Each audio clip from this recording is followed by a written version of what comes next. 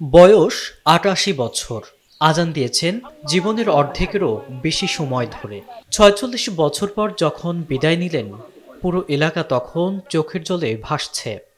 কোনো রাজকীয় আয়োজন নয়, বরং সাধারণ এক মজিনকে রাজকীয় সম্মানে বিদায় জানালো লক্ষ্মীপুরের রায়পুরবাসী। এই বিদায়টা সমাজে একটা মেসেজ যাবে, আপনি যেই অবস্থান থেকে কাজ করেন, যদি কাজটা আপনি সততার সহিত কাজ করেন, আপনার সম্মানটুকু আল্লাহর উপর থেকে প্রেরিত হবে। উনি আসলে আমাদের এই মসজিদে দীর্ঘ ৪৭ বছর যাবৎ এখানে মুয়াজ্জিনের দায়িত্ব পালন করছেন। আসলে উনি মানুষ হিসাবে যথেষ্ট পরিমাণ ভালো ছিলেন।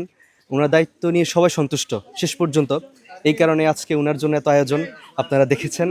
আমরা মসজিদ কমিটি ওনার জন্য আন্তরিকভাবেই এই আয়োজন ব্যবস্থা করেছে। পদ্মা সেতু, মেট্রো রেল এবং এলিভেটেড এক্সপ্রেসওয়ে নির্মাণের গর্বিত অংশীদার বসুন্ধরা সিমেন্ট। লক্ষ্মীপুরের মিতালি বাজার জামে মসজিদের চেনা কণ্ঠটি আজ শেষবারের মতো আজান দিল।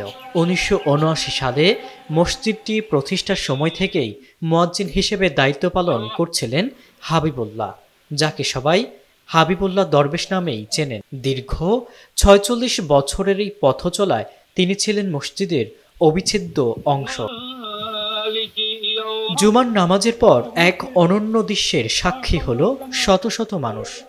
বিদায় বেলায় তাকে সাজানো একটি অটোরিকশায় বসানো হয়।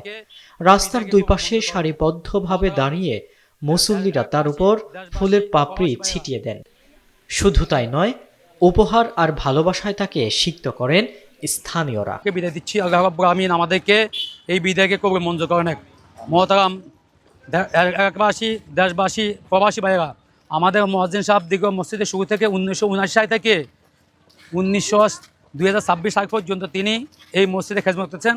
অনেকেই হয়তো জানেন না, হাবিবুল্লাহ একসময় মিতালি বাজারে হোটেল ব্যবসা করতেন, কিন্তু ব্যবসার ব্যস্ততার মাঝেও এক মুহূর্তের জন্য মসজিদের সেবা থেকে নিজেকে সরিয়ে নেননি। সবচেয়ে অবাক করা বিষয় হলো, দীর্ঘ এই সময় তিনি কোনো পারিশ্রমিক ছাড়াই মসজিদের খেদমত করেছেন। আজ বার্ধক্য আর অসুস্থতার কারণে তাকে এই প্রিয় আঙিনা ছেড়ে যেতে হচ্ছে। অসুস্থতার কারণে ওনাকে বিদায় জানানোর জন্য আমরা প্রোগ্রাম করেছি। পরে এই বিদায়ে উনি প্রায় ৪৭ বছর ওনার এই মসজিদের খেদমত, উনি আলহামদুলিল্লাহ অনেক সফলতার সহিত দক্ষতার সহিত মসজিদে কাজ করেছে। আমরা ওনাকে চেষ্টা করেছি একটা রাজকীয় বিদায় দেওয়ার জন্য, সম্মানজনক একটা বিদায় দেওয়ার জন্য আমরা চেষ্টা করেছি। বিদায় বেলায় হাবিবুল্লাহ দরবেশ নিজেও কেঁদে ফেলেন। তিনি বলেন, জীবনের দীর্ঘ সময় আল্লাহর ঘরের সেবা করতে পারাটাই তার জীবনের সবচেয়ে বড় সার্থকতা। আজকে আপনাদের সহযোগিতায় বিদায় হয়ে যাচ্ছি। আমি দোয়া করি আপনাদের সবার আল্লাহ নেখায়াত বাড়ায় দেখ, এবং এই মসজিদ কেন আপনাদের উসুল্লাহ সুন্দর পথে কার্যন হয়ে যায়। আমি দোয়া করি আমার জন্য, আপনারা দোয়া করবেন। আমি পুরো অসুস্থ, আমার কেউ কোনো দাবি রাখবেন না।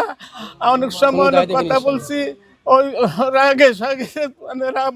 আজ বার্ধক্য আর অসুস্থতা তাকে প্রিয় আঙিনা থেকে দূরে নিয়ে যাচ্ছে ঠিকই, কিন্তু লক্ষ্মীপুরবাসীর হৃদয়ে তিনি বেঁচে থাকবেন চিরকাল, এমনটি প্রত্যাশা সবার।